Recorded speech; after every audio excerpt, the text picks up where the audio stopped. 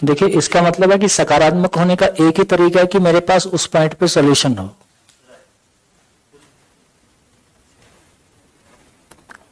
वही परिस्थिति मेरे को गिल्ट में ले जाती है, वही परिस्थिति मेरे को सकारात्मक की तरफ भी ले जा सकती है। केवल मतलब इतना है कि मेरे पास सॉल्यूशन है कि नहीं है। उस क्षण नहीं है तो रिवर्स मारता है, सॉल्यूशन होने से आगे जाएगा, है ना। और मेरे को लगता है कि ये दृष्टिकोण हम सबका बहुत आराम से लॉजिकली तो हम उसको एक्सेप्ट कर ही सकते हैं कि जो भी परिस्थितियां मेरे आसपास हैं वो मुझी को देखने का आईना है। से फॉर एग्जाम्पल, आप किस परिस्थिति में आपका एक लेवल का स्किल दिखाई दे रहा है। अभी 3 स्टेप तक तो जाते हो, 4 तक तो जाते हो, 10 तक मान लो नहीं जाते हो, 10 तक लेकिन कोई तो जाता है। कोई जाता है तो कंपैरिजन तो आ गया कि जाना तो मुझे भी चाहिए, है ना। हाँ, तो इसका मतलब ये हो गया कि वो चीज मेरे लिए इंस्पिरेशन हो सकती है ना। यदि मेरे को ये पता चल जाए कि मैं कैसे ऐसा करने की आवश्यकता है कि नहीं है, आवश्यकता है तो फिर कैसे करें। तो फाइनली जो कुछ भी मेरे आसपास में चल रहा है वो मेरे लिए प्रेरणा भी बन सकता है, वो मेरे लिए पीड़ा भी बन सकता है। सॉल्यूशन है तो प्रेरणा बन गया, है ना, और सॉल्यूशन नहीं है तो पीड़ा बन गया, और पीड़ा बन गया तो फिर से पात्रता बन गई। पीड़ा भी मेरे लिए पात्रता है, वो पात्रता देखो बनी हुई है क्योंकि उस चीज को आप समझना चाहते हो। तो पीड़ा बन गई तो पात्रता है ही। तो यदि हम अपने अंदर भी उस प्रोसेस को एक बार समझ पाएंगे तो घटना से सुखी दुखी होने की बजाय घटना के हम स्टेप को पकड़ पाएंगे। अच्छा, ये सॉल्यूशन नहीं था, ये पीड़ा बनी, पीड़ा मेरे भीतर पात्रता के रूप में है ही, मैं इसको समझना चाहता ही हूं और कोई ना कोई दिन समझ लूंगा या कोई रास्ता में निकाल लूंगा। जी बढ़िया, थैंक यू, थैंक यू। और कोई शेयरिंग? और कोई शेयरिंग? हाँ जी, माइक। नहीं, बिना माइक।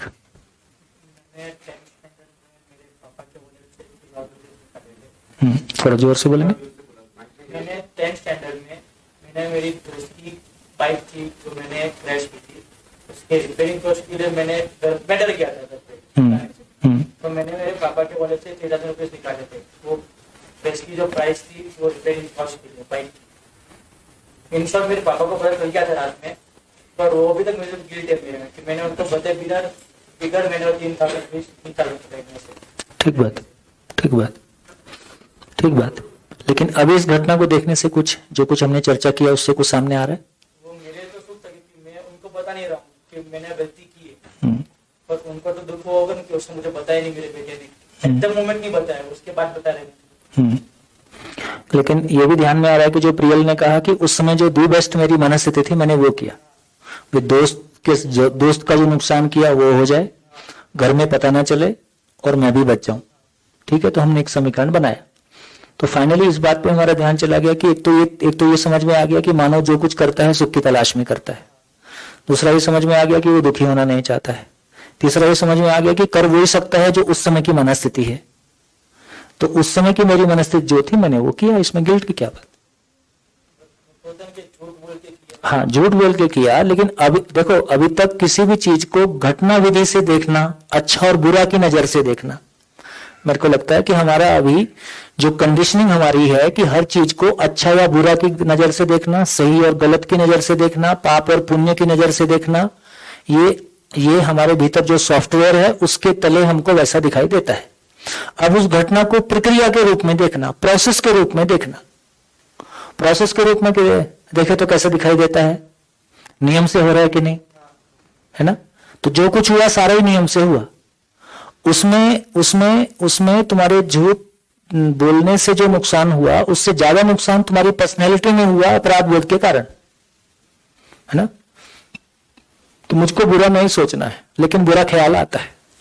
अब बुरा ख्याल आता है, इसको एक्सेप्ट किया जाए कि उसमें लगातार अपने बारे में गलत सोचा जाए कि मैं बहुत खराब हूं, मैं बहुत गलत हूं, है ना। मतलब अपने लिए नेगेटिविटी डे बाय डे इकट्ठा किया जाए या उसको एक्सेप्ट किया जाए, उस स्थिति को एक्सेप्ट किया जाए जो मैंने कहा कि सॉल्यूशन नहीं है, इसलिए वो वहां पर रिवर्स मारता है ना। तो जो सुबह से अपन चर्चा में लाने की कोशिश है तो कोशिश मेरी इस बात पे है कि हमारी रोजमर्रा की घटनाओं को हम उस घटना को हम क्रिया स्वरूप में देख सकें या घटना को किसी चश्मे से देखें। तो हम अभी घटना को किसी चश्मे से देख रहे हैं, सही और गलत का चश्मा, पाप और पुण्य का चश्मा। उसको प्रोसेस के रूप में देखेंगे तो ये पता चलता है कि जो कुछ हो रहा है किसी नियम से हो रहा है। तो उस समय में मेरी मनोस्थिति के रूप में मैं नियम देखूं तो वो नियम से हुआ है और यही हो सकता था, और उसको इंप्रूव करेंगे। तो मैं जहां हूं उसकी सूचना मुझको मिली। तमाम घटनाएं मेरी मुझको देखने का आईना है। नहीं तो पता भी कैसे चलेगा कि मैं ऐसा हूं। जैसे देखो, ये बात हमारे ध्यान में आती है कि बिना शरीर के भी, मैं अभी के लिए चाहे चर्चा थोड़ी सी आगे जा रही है, लेकिन दो लाइनें बोलने के लिए, कि बिना शरीर के जो जीवन नाम की चीज है, जो मैं हूं, वो बिना शरीर के सुनता है, देखता भी है, बोलता भी है। फिर शरीर की जरूरत क्यों है? तो शरीर का इसका मतलब है कि बिना शरीर के समझने का काम नहीं हो सकता है। मैं सुन के कोई चीज मेमोरी में रख सकता हूं, लेकिन जब तक मैं उसको प्रैक्टिस में नहीं लेके आता हूं, है ना। जैसे मान लो जब मैं शिविर ले रहा हूं तो सुनते समय आपको लगता है कि बिल्कुल ठीक ही बोला जा रहा है, लेकिन मैं बोलूंगा आप आगे रिपीट कर दो, तो आपको समझ में आएगा अच्छा मैं तो कुछ सुना ही नहीं। उसके पहले सब सुना था और आपको ठीक भी लग रहा था, लेकिन जब आपको कहा जाएगा कि आप रिपीट कर दो तो आप रिपीट नहीं करोगे। इसका मतलब है कि सुन के अच्छा लग रहा है, रजिस्टर अभी नहीं हो रहा है। तो आपको जब बोलने का नंबर आया तब पता चला कि रजिस्टर नहीं हो रहा है। इसका मतलब है कि जब तक मानव रूप में हमारा जीने की स्थिति नहीं बनती है, दूसरे के साथ जीने की स्थिति नहीं बनती है, अभी मेरे पास कोई प्रलोभन ही नहीं है तो मेरे को अपने भीतर का पता ही नहीं चल रहा है। मेरे को कोई लालच आया तो मेरे को पता चला यार लालच मेरे अंदर है। मेरे अंदर कोई काम की परिस्थिति आई तो मेरे को पता चला कि मेरी ऐसी स्थिति है। तो मेरे को मानव के साथ में जीने में अपनी ही स्थिति का पता चलता है। तो तमाम घटनाएं मेरे सुखी दुखी होने के लिए नहीं है, तमाम घटनाएं मेरी वर्तमान स्थिति को पहचानने के लिए है। तमाम और ज्ञान की रोशनी मेरी अधिकतम ऊंचाई को पहचानने के लिए है। मेरी वर्तमान स्थिति से मेरी ऊंचाई तक की यात्रा में कैसे करूंगा उसके लिए मेरे तन मन धन को लगाने के लिए। अपन क्या किए? अपने क्या किए? क्यों किए? क्यों किए? क्यों किए? देखो, सॉल्यूशन का मतलब है कि जब मेरे पास मानव लक्ष्य होता है, जब मेरे पास लक्ष्य का पता है और लक्ष्य तक पहुंचने की प्रक्रिया का पता है, इसका नाम सॉल्यूशन है।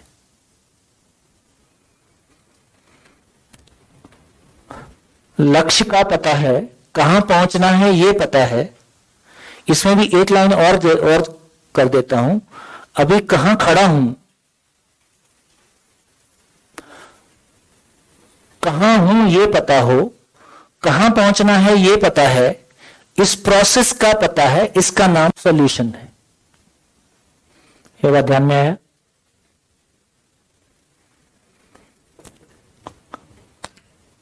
कहां हूं ये पता कैसे चलेगा? मैं आज कहां खड़ा हूं, आज मेरा स्टेट ऑफ माइंड किस लेवल का है ना, मेरा चेतना का स्तर कैसा है, ये मेरे को पता कैसे चलेगा? स्वनिरीक्षण से एक लेवल का पता चलेगा, लेकिन उससे भी और ज्यादा क्लैरिटी होगी। देखो, जब तक कोई बात भाव और विचार के लेवल पे है तब तक मेरे को पता चलता है कि गड़बड़ होता है, लेकिन जब वो व्यवहार में गड़बड़ हो जाता है तब ये कंफर्म हो जाता है कि अब ये गड़बड़ है। व्यवहार कंफर्मेशन है। तो व्यवहार में कोई घटना घट गई, मेरे भीतर ही है, कोई विचार मेरे भीतर है, गलत है, चल रहा है, लेकिन वो व्यवहार में आ गया। अब जो मुझे को पता है कि सबको पता है, अब काफी लोगों को पता है, अब कोई शंका नहीं है कि मेरे भीतर था कि नहीं था। जब ये सबके बीच में आ जाता है तब उसको हैंडल करना, उस पर काम करना मेरी आवश्यकता बन जाती है, मेरी मजबूरी बन जाए। जैसे मैंने कहा कि इनका है ना, इनको 3 स्टेप तक 4 स्टेप तक पता चलता है, किसी को 10 स्टेप तक पता चलता है, और वो बिल्कुल फ्लोर पे आ गया है। जब कोई चीज फ्लोर पे आ जाती है फिर हम उसको इग्नोर नहीं कर सकते। तो मानव की परस्परता में मानव के साथ जब हम जीते हैं तो हमारा चित्त फ्लोर पे आ जाता है, सामने आ जाता है। तो उसको हैंडल करना तो फिर हमारी जरूरत है। तो इसका मतलब है कि मैं जो भी सुनता हूं उसको मैं जैसा मैं उसको समझता हूं और जैसा समझता हूं फिर मैं वैसा जीता हूं। जब मैं जीने जाता हूं तो गैप दिखाई देता है। गैप दिखाई देता है का मतलब है या मेरे को अपनी स्ट्रेंथ दिखाई देती है, मजबूती दिखाई देती है, तो मैं कहां खड़ा हूं इसका पता मेरे को अपने भाव और विचार की स्थिति से भी लगता है। मेरा भाव और विचार कैसा चलता है इससे भी पता चलता है, और मेरे कार्य और व्यवहार कैसे हैं इससे तो फाइनल हो जाता है। मेरे भाव और विचार, मेरा कार्य और व्यवहार से पता चलता है कि मैं कहां हूं। ज्ञान की रोशनी है तो मानव लक्ष्य क्या है ये पता चलता है। ये पता चलता है यहां जहां खड़ा हूं वहां से यहां तक पहुंचने की प्रक्रिया कैसा है। जैसे मैं आपको दूसरा एग्जांपल बताता हूं, मैं मेरा एग्जांपल बताता हूं। मेरे को कोई भी चीज का वो कॉम्पिटिटिव एग्जाम में क्वेश्चन आते हैं ना, एनालिटिकल क्वेश्चन, मेरे को उसमें बिल्कुल मन नहीं पहुंची। क्या जिंदगी पहुंची? मेरे को फल का पता नहीं है। देखो बहुत सुंदर बात बोली गई है, पशु कर्म करने के लिए भी परतंत्र है, फल भोगने के लिए भी परतंत्र है। पहुंच गया? पशु फल भोगने के लिए भी परतंत्र है और कर्म करने के लिए भी परतंत्र है, मतलब गुलाम है। जैसा उसका वंश है वैसा ही करने के लिए बाध्य है। भ्रमित मानव कर्म करने के लिए स्वतंत्र है, तुम मनमानी कर सकती हो, लेकिन फल कर्म के अनुसार आएगा, वो तुम्हारी चाहना के अनुसार नहीं आएगा। मैंने जहर खा लिया, ये मेरी चॉइस है, लेकिन अब आगे चॉइस काम नहीं करेगी। ये जहर मैंने गलती से खा लिया, अब मेरी इंटेंशन बदल गई है, अब मैं मरना नहीं चाहता और तुम अपना काम मत करना। अब ये नहीं चलेगा, अब दूसरा नियम काम करेगा, अब बायोलॉजिकल नियम काम करेगा, अब चाहना का नियम काम नहीं करेगा। जागृत मानव में इतना ही मतलब है कि वो फल भोगने के लिए भी स्वतंत्र है और कर्म करने के लिए भी स्वतंत्र है। क्या मतलब? मतलब इतना ही है कि कर्म के फल का उसको पहले से पता है। जैसे 2 + 2 4 होते हैं, इस बारे में हमारी कोई अनिश्चितता, इस बारे में कोई बहुत प्रेशर आ रहा है यार 4 उसको सोल्यूशन निकालने। छोटे बच्चा को 2 + 2 दे दें तो उसको टेंशन हो जाएगा, मेरा सही आंसर सही आएगा कि नहीं आएगा। कभी हमको हुआ था, उंगली पे 2 1 2 3 4 है ना, करके भी शंका होती थी सही जा रहा है कि नहीं जा रहा है। लेकिन अब हमको कोई प्रॉब्लम है क्या? तो इसका मतलब है कि जब मैं फल के प्रति आश्वस्त नहीं होता, प्रोसेस के प्रति भी आश्वस्त नहीं होता, तो मेरी पूरी जिंदगी अनिश्चयता के साथ होती है। और जब मेरे को फल के रूप में मानव लक्ष्य का पता नहीं है, अभी जैसे किसी को लगता है कि मेरे को IAS बनना है, किसी को लगता है कि मेरे को ये प्रोजेक्ट को पूरा करना है, या मेरी जॉब ऐसी हो जाए, वो जॉब पूरा नहीं हुई तो भी प्रॉब्लम, पूरा हो जाए तो भी प्रॉब्लम, क्योंकि वो वहां नहीं पहुंचती जहां मेरी चाहत थी, मेरी चाहत को पूरा नहीं करती। इसलिए कहना चाहता हूं कि जिंदगी में माई लाइफ माई रूल्स का इतना ही मतलब है कि आप कपड़े अपने कलर के पहन सकते हो, इतना ही मतलब है उसका। आपके रूल इतने ही चल सकते हैं कि कपड़े अपने पसंद का पहन सकते हो, एक टाइम का खाना खाना है कि नहीं खाना है वो स्किप कर सकते हो, सोने का टाइम थोड़ा आगे पीछे कर सकते हो। तो ज्यादा लिबर्टी नहीं है जिंदगी में, कोई लिबर्टी नहीं है। जिंदगी किसी नियम से है। तो जब तक मैं उस नियम को नहीं समझ लेता, जब तक मैं मानव लक्ष्य के रूप में उसको नहीं पहचान लेता, मानव लक्ष्य तक पहुंचने की प्रक्रिया को नहीं पहचान लेता, तब तक मैं कुछ भी करता हूं वो गोल गोल घूमता है। कभी अच्छा लगता है, कभी खराब। मन का हो गया तो अच्छा लगता है, मन का नहीं हुआ तो खराब लगता है। तो इसलिए जिंदगी को समझना ऑप्शनल नहीं है। अब तक हम क्या बोल रहे थे कि आध्यात्मिक जीवन कुछ ही लोगों के लिए है, ऐसा हम लोग बोलते थे। ये सब की बात नहीं है। लेकिन मेरा मुझ में ठीक से जीना ये ऑप्शनल है या ये कोई कोई की जरूरत है? सबकी जरूरत है। मेरा अपनों के साथ ठीक से जीना ये सबकी जरूरत है कि किसी किसी की जरूरत है ना? तो ये कोई आध्यात्मिक जीवन, अब यहाँ कोई आध्यात्मिक जीवन की बात नहीं हो रही है, यहाँ कोई है ना, यहाँ तो मानव की बात हो रही है और मानव के जीने की बात हो रही है, और मानव के जीने का जितने भी आयाम में फैलाव हो सकता है उस सारे आयाम की बात हो रही है। और ये पूरा समझना मेरी आवश्यकता है, मेरी मजबूरी है। हाँ, एक ही लिबर्टी है, आप दुखी हो सकते हैं। दुखी होने के लिए आपकी चॉइस है। जब दुखी होने का मन ना करे तब समझना अपनी चॉइस है। तो इस रूप में ऑप्शन नहीं है। तो धीरे धीरे हमारा ध्यान इस बात पे चला जाता है कि ज्यादा ऑप्शन नहीं है, ऑप्शन इतना ही है कि बिना मानव लक्ष्य को पहचाने, मानव लक्ष्य को पहचाने बिना, तो एक तो हमारी समस्या के रूप में अभी के सेशन को हम समराइज कर लें। एक तो हमारी समस्या के रूप में बड़ा भाग है कि जो चित्त में भारीपन है। चित्त में भारीपन का जैसे जितना प्रियल ने कहा, कितने लोग हैं हम में से सहमत हैं, हाथ उठा सकते हैं कि हाँ ये सब हम सबके साथ भी है, कम और ज्यादा। कितने लोग सहमत हैं? एक ने कहा, लेकिन ये एक की कहानी नहीं है, सबकी कहानी। हम सब ऐसे ही बहुत सारा किए हुए हैं। मैं फिर से कहना चाहता हूं, जिंदगी को मान्यता के चश्मे से देखना है कि जिंदगी को प्रकृति के प्रोसेस के एक नियम के रूप में देखना है। यदि मान्यता के चश्मे से देखेंगे तो वो सही गलत दिखाई देगा, वो पाप और पुण्य दिखाई देगा, वो गलती और अपराध दिखाई देगा। यदि उसको प्रोसेस के रूप में देखेंगे, प्रकृति के एक नियम के रूप में देखेंगे, अपने वर्तमान स्थिति के साथ देखेंगे, है ना, फिर वो प्रक्रिया नजर आएगी। प्रक्रिया में स्वीकार लेने में कोई गड़बड़, उसमें क्या प्रॉब्लम है यार, उस समय मैंने ऐसा किया था, उस मनस्थिति से किया था, मैंने स्वीकार लिया और आज मैं उस बात पे हंसता हूं मैंने क्या किया था। अभी हमारे एक सम्माननीय मित्र ने मेरे से फोन करके ये कहा कि मुझसे ये गलती हो गई है, जबकि उसको मुझको बताने की जरूरत नहीं थी। लेकिन बोले आपको कहीं और से पता चलेगा ही, आपको कहीं और से पता चले तो मैं ही बता देता हूं, मुझको लगता है कि मुझसे गलती हुई है और ये बताना मेरी जिम्मेदारी है। ऐसा कह के उसने अपने आप को किसी हद तक अपराध बोध से मुक्त कर लिया। ऐसा कह के मेरे मन में उसके प्रति कोई नेगेटिव भाव आता, उसने उससे अपने आप को मुक्त कर लिया। तो गलतियां होना गलत नहीं है, गलतियों को फेस ना कर पाना गलत है। गलतियां होंगी ही, मानव गलती करने का अधिकार लेकर पैदा हुआ है, गलतियां मानव करेगा ही। हमने अपने साथ की है, अपने बच्चों के साथ की है, उससे आगे मैं इसलिए नहीं जाता हूं क्योंकि उसके आगे की कहानी दूसरी है। जब हमने गलती अपने साथ की है, अभी मैंने अब सबसे अधिक सजा किसको दी है? सबसे अधिक गलती मैंने किसके साथ की है? दूसरों के साथ की है कि अपने साथ की है? सबसे अधिक मैंने खुद को सजा दिया है। फिर अब बात क्या करें? जब अपने को दिया है तो दूसरों को भी दिया ही होगा, जो जिसके पास है वो उसको बांटेगा ही, है ना। तो इस रूप में पहला काम है, जो कुछ भी स्थिति है उसको स्वीकारा जाए, हाँ ऐसा हुआ है, ऐसा हुआ है, कोई दिक्कत नहीं। कब वो अपने पे, जब अपने पास में उसका रास्ता दिखने लगता है कि मुझको मानव लक्ष्य की पहचान होने लगती है, मुझको अपनी वर्तमान स्थिति की पहचान होने लगती है। वर्तमान स्थिति में हूं तो मुझको ऐसे ख्याल आएंगे ही। यदि मेरी वर्तमान स्थिति स्वयं को शरीर मानने की है और जो कि 99.9999 है,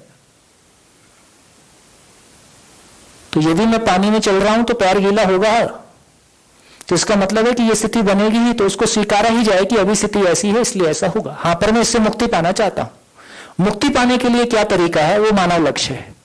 तो मानव लक्ष्य को पहचाने बिना, मैं कहां हूं इसको पहचाने बिना, मैं कहां हूं इसको स्वीकारे बिना, नहीं नहीं नहीं नहीं मैं ऐसा क्यों हूं, है ना। कई लोग को ऐसा भी ख्याल आता होगा कि मैं लड़की क्यों हूं, कि मैं लड़का क्यों हूं, कि मेरी, जैसे उन्होंने कहा, जैसे मैं अपना शेयर कर रहा था कि मेरे को मैथमेटिक्स में मेरे को रुचि नहीं आती और मैं इसको बहुत अपने आप को गिल्ट फीलिंग में रहता था, यार मेरी इतनी भी योग्यता नहीं है।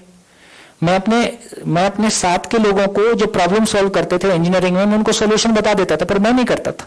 मेरे को करने में रुचि नहीं है, मैं इतनी देर कलम घिसूंगा, मेरा ऐसा मन नहीं है, तो मैं ऐसे करने से हो जाएगा, वो कर देता तो हो जाता था। तो मेरे मार्क्स कम आते थे, उसके ज्यादा आते थे। तो एक पॉइंट पे मैं ये पहचान पाया कि मेरी रुचि का क्षेत्र नहीं है, मेरी रुचि का क्षेत्र कुछ और था और मैं कहीं और परफॉर्म करने की कोशिश कर रहा था। तो उस स्थिति में, उस फ्रेम में रहते हुए मैं अपने आप को अपराध बोध के साथ था, मैं अपने आप को कम आंकता था, अयोग्य आंकता था, है ना। मेरे को पैसा जेब में रखने से खुजली होती है, मेरे को भारी भारीपन लगता है, और नहीं रहने से बहुत अच्छा है, एकदम हल्का हल्का लगता है। क्या किया जाए? अब मन स्थिति ऐसी है तो है, तो इसका, और किसी को नहीं रहने से खुजली होती है।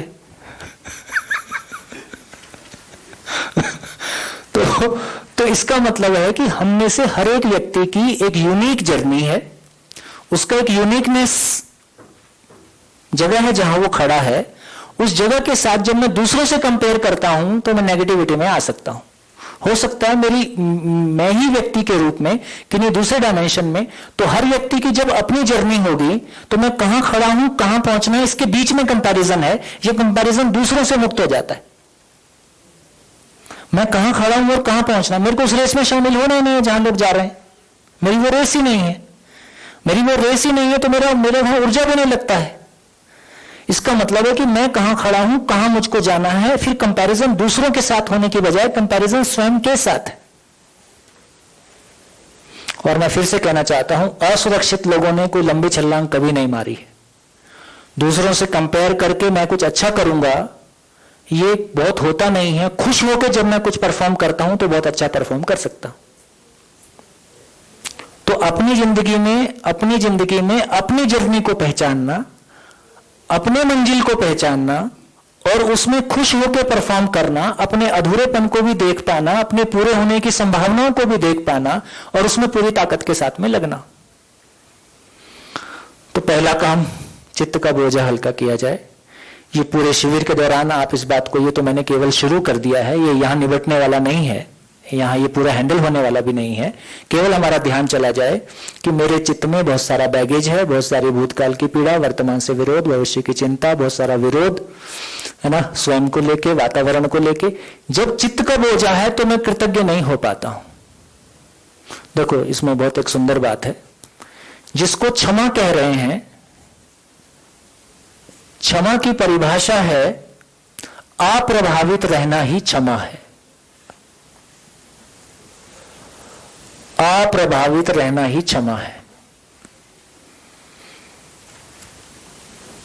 ये शब्द को ज्यादा मॉडिफाई करेंगे और प्रभावित को अप्रभावित शब्द समझ देगा। किसी ने आपके साथ कोई गलती किया, आप उससे प्रभावित नहीं होते हो तो आप उससे दुखी नहीं होते हो। आप प्रभावित हो जाते हो तो दुखी होते हो। तो दूसरों की अयोग्यता से प्रभावित ना होना मेरी योग्यता है। दूसरों की अयोग्यता से प्रभावित हो जाना मेरी अयोग्यता है। दूसरों की अयोग्यता को योग्यता में बदल देना मेरी योग्यता है। ठीक हो गया? तो इस रूप में जो क्षमा कह रहे हैं उसका नाम प्रभावित ना होना है। तो अप्रभावित रहना ही क्षमा है। प्रभावित हो गए तो लीकेज शुरू हो गया। लीकेज क्या है? प्रभावित हो गए तो फिर अब मेरा ध्यान उस पर जाना शुरू हो गया कि ये गलत है, ये गलती क्यों करता है, इसको ऐसा नहीं करना चाहिए, ये तो बिल्कुल ठीक नहीं है, इससे समाज में इतना गलत हो गया, ये ऐसा हो गया, ऐसा हो गया, ऐसा हो गया। और गलतियों जो अपने भीतर गलतियों के रूप में जो लीकेज की बात करेंगे तो बेसिकली कह रहे हैं कि दो तरह के लीकेज हैं। एक को बोल रहे हैं कि क्रिया शक्ति का लीकेज, दूसरा है ना इच्छा शक्ति, तीसरा बोल रहे हैं ज्ञान शक्ति। जब लीकेज की बात कर रहे हैं उसका मतलब है कि इंद्रियों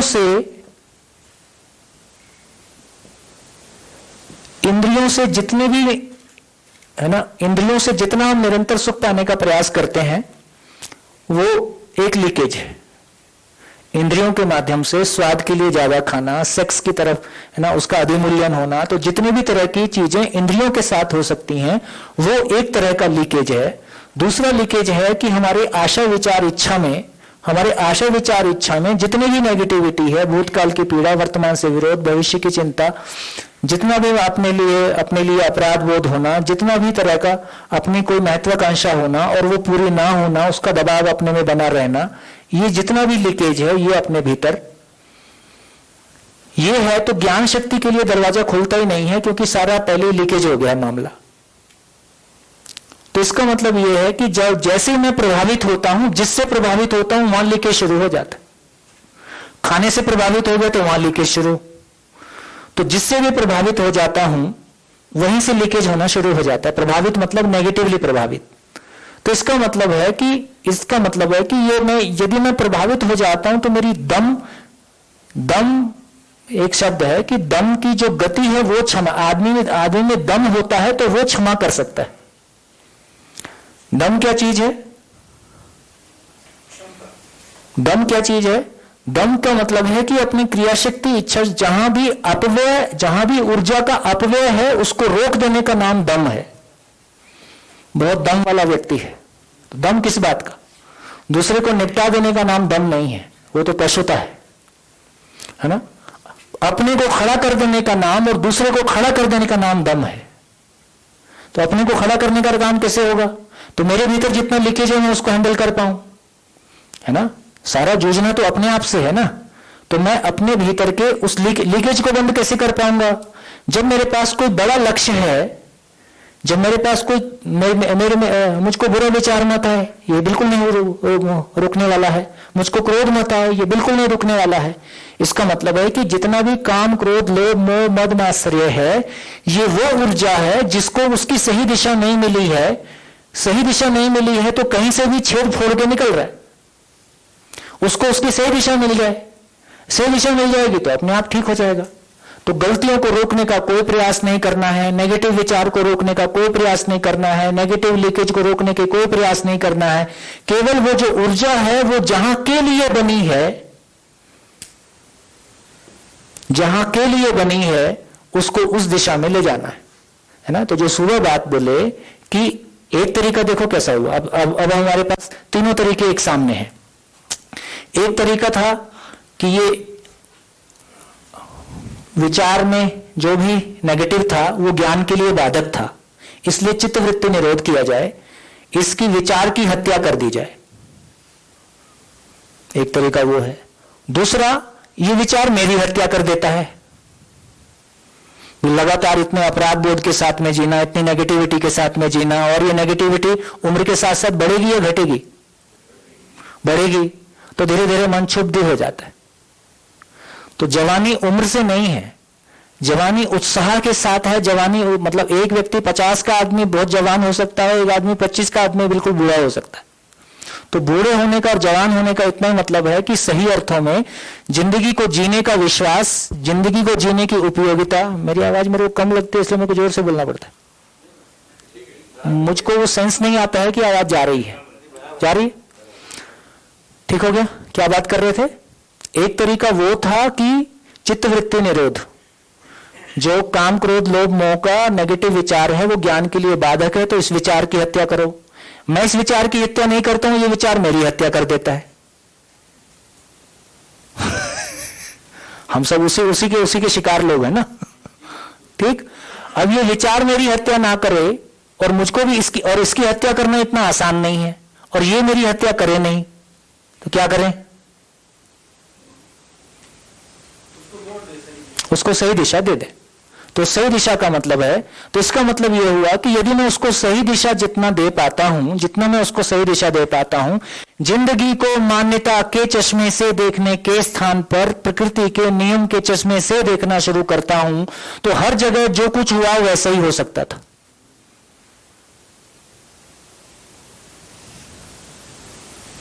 तो स्वीकार होगा कि नहीं होगा? होगा। तो उस समय मेरी मनस्थिति ऐसी थी इसलिए यही हो सकता था। और लेकिन वो ठीक नहीं है। ठीक नहीं है का पता कैसे चलता है? जब मेरे पास क्लैरिटी रहती है कि ठीक क्या है। तो ठीक है कि जब क्लैरिटी मुझको पता चलती है तो कहां खड़ा हूं, कहां जाना है, ये क्लैरिटी होने से मैं अपने पूरे इस नेगेटिविटी को हैंडल कर पाता हूं। मैं नेगेटिविटी से उभर के थोड़ा सा समतल जमीन पे आता हूं तो आदमी बाई नेचर बेईमान नहीं है। तो उसका ध्यान जाता ही है कि मैं आज जैसा हूं, मेरे ऐसा होने में कितने लोगों का योगदान है। आज जिन चीजों को मैं भोग रहा हूं, इसको कितने लोगों ने इसमें मेहनत की है। जिस सड़क पे हम चल रहे हैं ना, हमने उसके लिए मेहनत की है। जितने साधन भोग रहे हैं, जितनी सुविधा भोग रहे हैं, जितना ज्ञान भोग रहे हैं, है ना। तो कहीं ना कहीं कृतज्ञता भाव आएगा कि नहीं आएगा? तो कृतज्ञता का मतलब है कि जो मेरे लिए इतने पूरे व्यक्ति से लेके, परिवार से लेके, समाज से लेके, पूरी मानव परंपराओं से लेके जो कुछ भी मेहनत हुई है, मैं उसको इवेल्युएट कर पाता हूं। ये दूसरे की मेहनत को मैं कब इवेल्युएट कर पाता हूं? जब मैं बहुत उदास होऊंगा कि मैं खुश होऊंगा? जब मैं खुश होता हूं तो दूसरे की तारीफ करने का मन करता है, दूसरे को अप्रिशिएट करने का मन करता है। और जब मैं खुद ही किसी निराशा के साथ हूं, खुद ही किसी नेगेटिविटी के साथ हूं, मेरा ध्यान दूसरे पे जाएगा कि मेरा ध्यान अपनी नेगेटिविटी के साथ रहेगा। ठीक। तो इसका मतलब यह हुआ कि जैसे ही मैं कृतज्ञ हो पाता हूं तो मैं स्व नियंत्रित होने की ओर जाता हूं। जैसे ही मैं कृतज्ञ हो पाता हूं तो कृतज्ञता के मूल में स्व नियंत्रण है। जो स्व नियंत्रित होगा वही कृतज्ञ हो पाएगा। जो स्वयं में किसी तृप्ति के साथ होगा, एक मिनिमम लेवल की तृप्ति के साथ होगा, वो दूसरे के एफर्ट को अप्रिशिएट कर पाएगा, दूसरे की अच्छाइयों को अप्रिशिएट कर पाएगा, क्योंकि उसके भीतर किसी अच्छाई की खुशी उसको दिखाई देती है।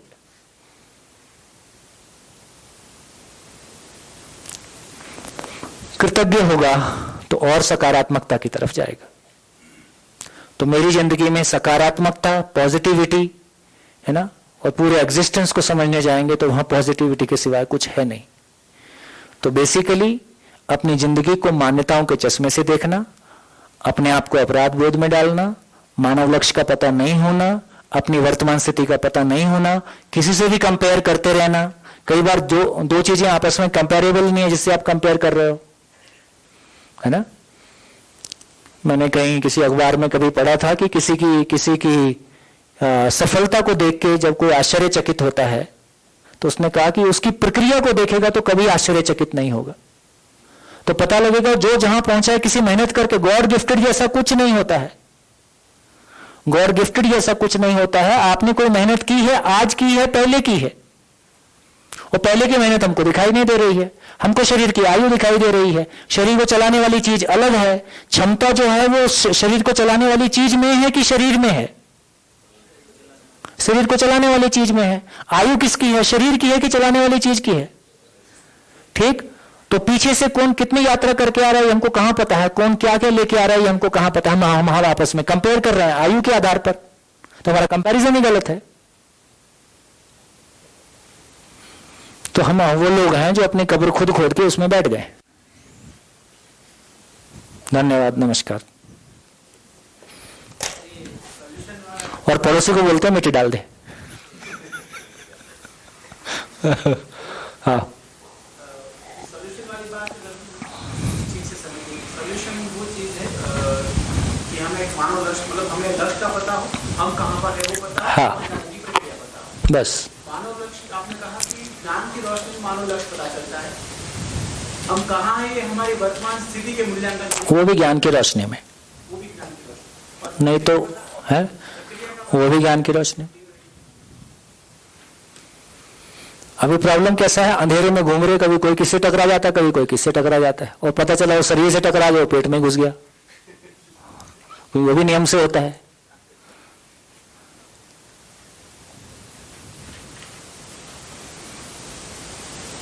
हाँ जी, क्या निकला इस चर्चा से, लिख डाली। सुबह से अभी तक की इस चर्चा से अपने लिए क्या निकला, कैसे हम अपनी जिंदगी को देख पा रहे हैं, कहां कहां हमारा ध्यान जा रहा है।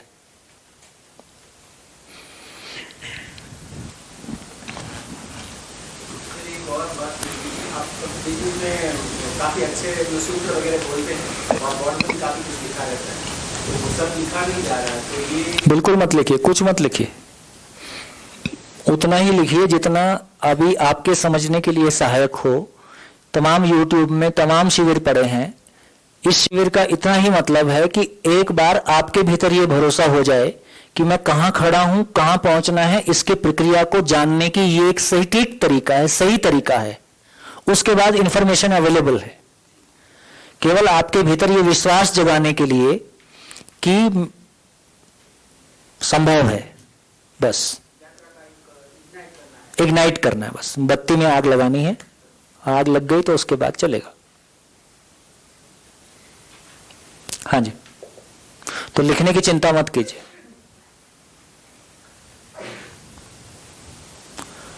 हाँ जी, लिख डालिए इस पूरी चर्चा से क्या निकला।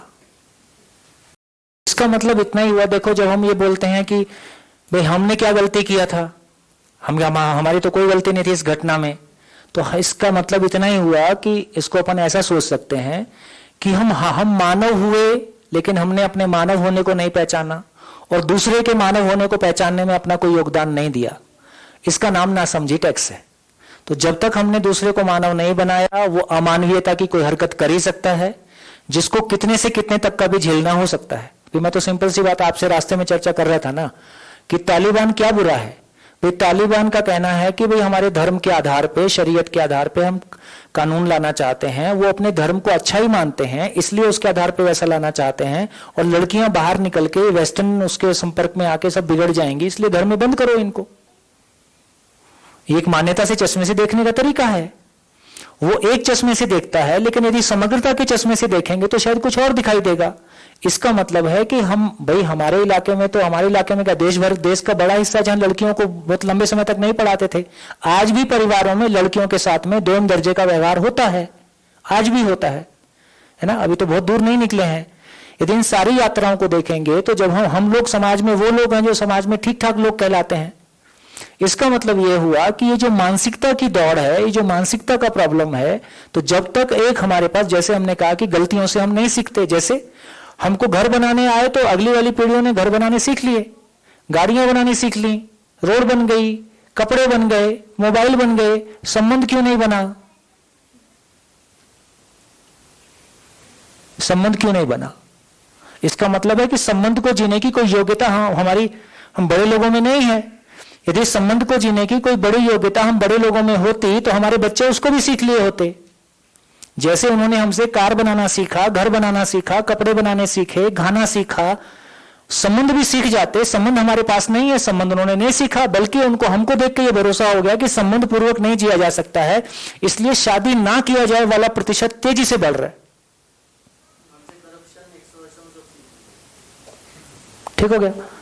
तो यदि सारी चीजों को देखेंगे तो हमारा ध्यान इस बात पे चला जाता है कि जब तक हमारे पास कोई सही का रेफरेंस नहीं है, मैंने पहले भी कहा कि अभी तक के सारे ज्ञान विज्ञान के बावजूद, पूरी धरती के सारे ज्ञान विज्ञान के बावजूद हमारे पास एक परिवार के जीने का स्वरूप नहीं है। इससे बड़ी और क्या बात कही जाए? इससे बड़ी चोट नहीं हो सकती ना। हम इतनी बड़ी ज्ञान के धरोहर के मालिक हैं, उसकी तमाम उपलब्धियों का सम्मान करते हुए हमारे पास एक परिवार के जीने का स्वरूप नहीं है। क्यों नहीं है? एक परिवार में एक रिश्ता गिला शिकवा शिकायत से मुक्त नहीं है। और हम कितने लोगों के साथ ठीक से जीना चाहते हैं? सभी के साथ। क्यों नहीं है? अपनों के साथ तृप्तिपूर्वक जीने की योग्यता हमारे पास नहीं है। हमने चाहे कितनी भी एजुकेशन पाई और कितना भी धर्म किया, अपने परिवार की आवश्यकता पहचानने की जगह हमारे पास नहीं है। तो जब तक हमारे पास मानव की समझ नहीं है, क्योंकि परिवार का बिल्डिंग ब्लॉक मानव है, जब तक मानव की समझ नहीं है तब तक परिवार नहीं चल सकता। सिंपल सी बात है। परिवार नहीं चल रहा है, इससे सिद्ध होता है कि हमारे पास मानव की समझ नहीं है। क्या किया जाए? और परिवार में ब्लड परिवार बोल रहा हूं। पहले तो उसमें निभ जाए ना, जहां एक मां से पैदा हुए, वहीं नहीं निभ पा रहे हैं, बाहर क्या जाएं? जहां सब कुछ एक दूसरे के लिए है, माँ बाप का बच्चों के लिए, बच्चों का माँ बाप के लिए, भाई एक मां से पैदा हुए हैं, उनमें नहीं निभ रही है। अब कहां चाहना है वसुधैव कुटुंबकम, इससे बड़ी चाहना नहीं हो सकती। जीना अपना परिवार छोड़ो, अपने अंदर नहीं हो पा रहा है। मेरे खुद के भीतर कंफ्लिक्ट है, ये सही है कि ये सही है, ये उचित है कि ये उचित है। तो जब तक मेरे पास मानव की समझ नहीं है, मानव का रेफरेंस नहीं है, तब तक भाई साहब गलतियों से सीखते होते तो एक बच्चे ने अपने परिवार में जितनी गलतियां होते हुए देखी, वो जब बड़ा होकर परिवार बसाता तो उसकी फैमिली में गलतियां कम होती कि ज्यादा होती? कम होती। गलतियां कम होती दिखाई दे रही हैं कि परिवार छोड़ के भग रहा है, कनाडा चला जाता है। छोड़ूंगा नहीं।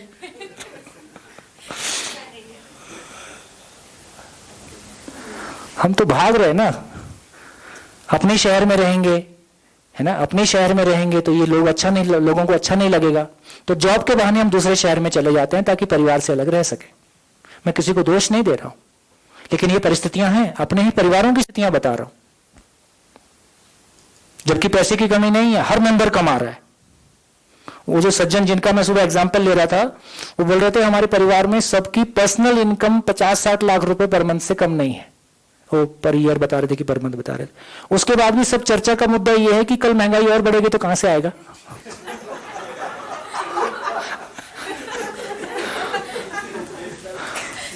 अब इस गरीबी का क्या करोगे?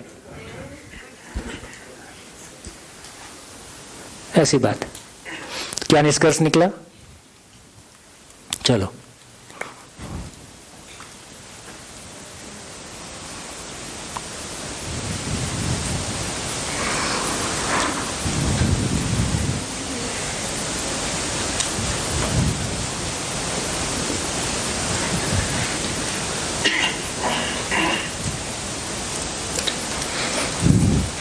चलिए, तो इस चर्चा के बाद हम यहां पहुंचे कि हमारे पास जिंदगी का एड्रेस ही गलत है। अब तक क्या एड्रेस मान के चल रहे थे, है ना? अभी मैं कोई एक दिन यूट्यूब देख रहा था तो उसमें वो प्लास्टिक सर्जरी का बहुत सारा था।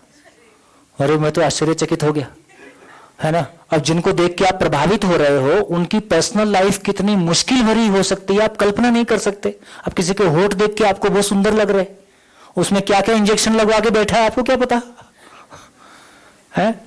हम तो उसको फिल्म के पर्दे पे देख रहे हैं। तो जिनको फिल्म के पर्दे पे हम सुंदर देख रहे हैं, यदि उनको रूबरू देखेंगे तो हो सकता है वैसा बिल्कुल नहीं है जैसा दिख रहे।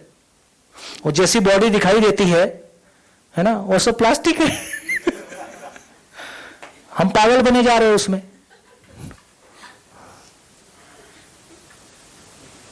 अद्भुत है भाई।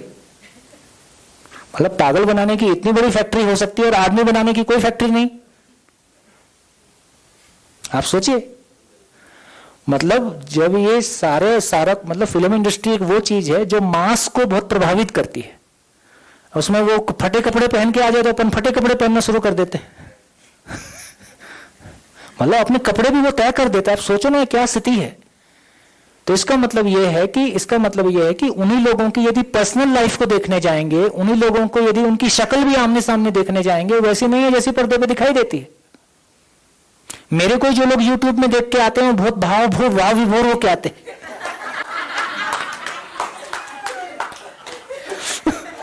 कोई ज्यादा इज्जत देते हैं, मैं समझ जाता हूं यूट्यूब से आया है। कुछ दिन में नॉर्मल हो जाएगा।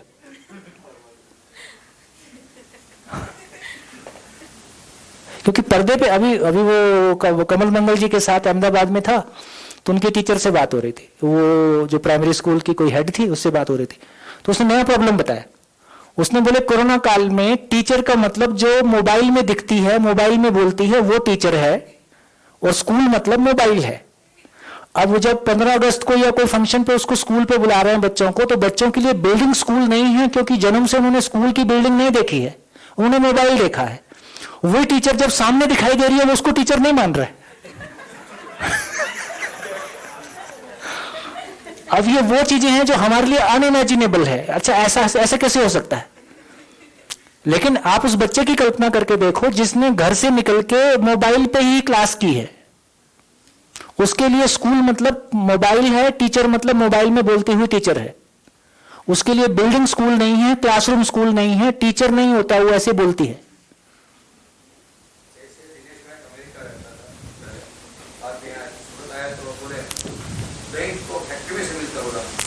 क्या चीज? दही फैक्ट्री में से।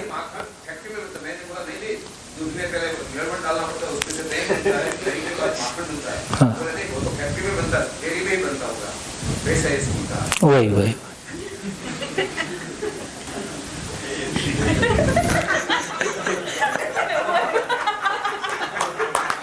अच्छा हो गया शादी की है तो कम से कम बच्चे कैसे बनते हैं पता।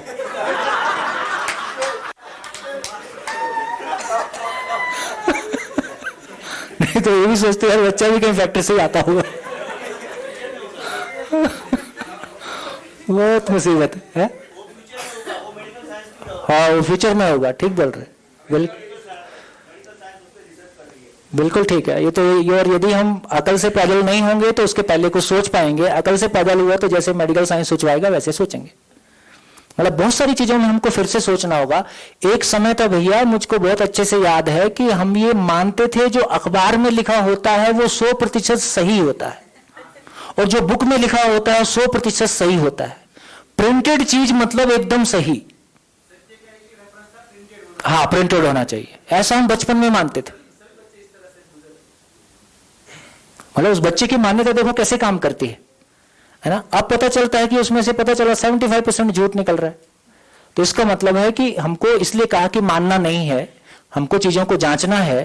तो हमको ना मानने का एक अभ्यास आ जाए, चीजों को जांचने का एक आधार आ जाए, हम हर चीज को जांचने की तरफ आगे बढ़ सकें और सही गलत को अपने ठीक से पहचान सकें।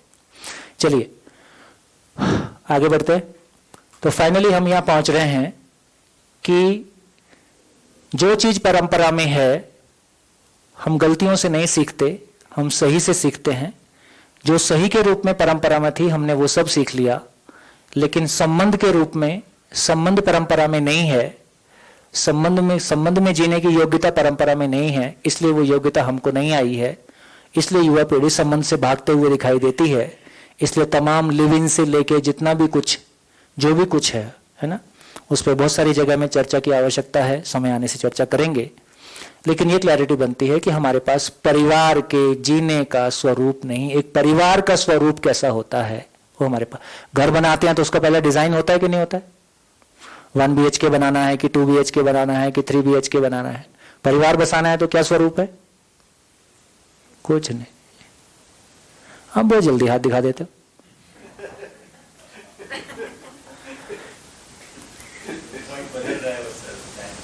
जाओ भाई जाओ, जाओ भाई, टी ब्रेक हो गया।